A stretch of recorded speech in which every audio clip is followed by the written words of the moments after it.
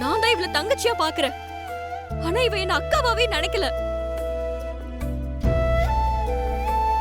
அப்படி நினைச்சிருந்தா சொல்லிருப்பால. ஐயோ அப்படியெல்லாம் இல்லக்கா. இல்ல மகா, அப்படின்னா நீ என்ன அந்நியமா தான் பாத்திருக்க. அதனாலதான் என்கிட்ட சொல்ல உனக்கு மனசே வரல.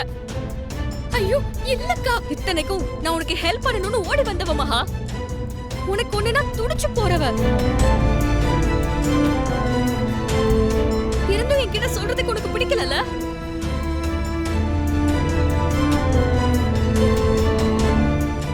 நான் இவ்ளோ சொல்றேன், அப்ப கூட நீ அமைதியா இருக்க மகா. அது வந்துக்கா, அது என்னன்னா. வேண்டாம், நீ சொல்லவே வேண்டாம். நீ நிஜமாவே என்ன சொந்த அக்காவா நினைக்கிறதா இருந்தா எல்லா விஷயத்தையும் நான் கேட்காமலே நீ சொல்லிருக்கணும்.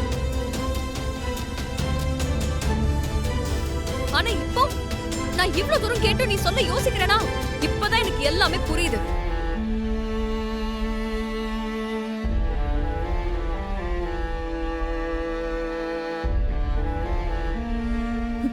திரு, யோசிச்சு பார்த்தா இவ சம்பந்தப்பட்ட எந்த ஒரு விஷயத்தையும் இதுவரைக்கும் இவ சொன்னதே இல்ல. இத்தனை நாள் நான் தான் தங்கச்சி தங்கச்சின்னு ஊறிக்கிட்டே இருந்தேன். நான் எவ்வளவு பெரிய லூசுல. ஐயோ அக்கா. திவ்யா, பொறுமையா இரு. என்ன ஏதுன்னு கேட்கலாம். வேண்டாம் திரு, இவள பொறுத்த வரைக்கும் நான் யாரோ ஒருத்தி. அதான் அவ சொல்லாம இருக்கா. ஐயோ சத்தியமா அப்படியெல்லாம் இல்லக்கா. நான் சொல்றத ஒரு நிமிஷம் கேளுங்க. நீ இப்படி நடந்துக்குவேன்னு நான் சத்தியமா எதிர்பார்க்கல மகா. Thanks for everything. Good bye. அக்கா திவ்யா, அக்கா நான் சொல்றேன்க்கா. அக்கா நில்லுங்க. அக்கா ஏய் ஏய் மகா.